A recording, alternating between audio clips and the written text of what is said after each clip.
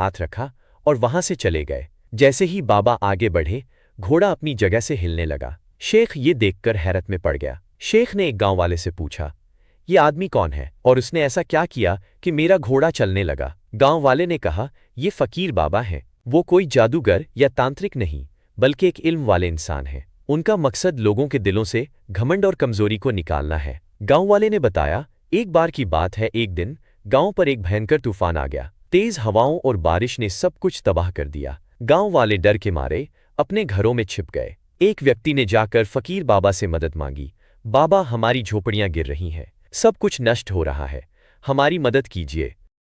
फकीर बाबा ने शांति से जवाब दिया, तुम्हारे डर को दूर करने के लिए तुम्हें अपनी ताकत खुद पहचाननी होगी। वो गांव के बीच पहुंचे जहां तूफान का कहर था। बाबा ने अपनी छड़ी जमीन पर मारी और ध्यान में लग गए। कुछ ही देर में हवाएं थमने लगीं, बारिश हल्की हो गई और तूफान शांत हो गया। गांव वाले चकित रह गए।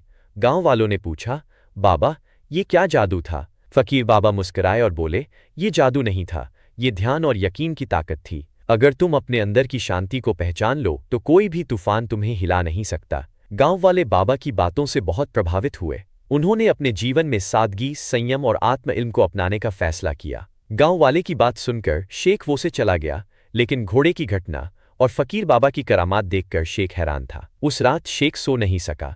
वो अपने घमंड और जीवन के उद्देश्य पर सोचने लगा। अगले दिन वो फकीर बाबा से मिलने गया। शेख ने उनके पास पहुंचकर विनम्रता से कहा, बाबा, मैं समझ नहीं पा रहा कि मेरे साथ ऐसा क्यों हुआ। मैं तो सिर्फ अपनी अमीरी और ताकत का दिखावा कर रहा था। आपने मेरी सवारी को क्यों रोक दिया और वो घोड़ा कैसे आपकी मर्जी से चलने लगा? फकीर बाबा ने मुस्कुराते हुए जवाब दिया,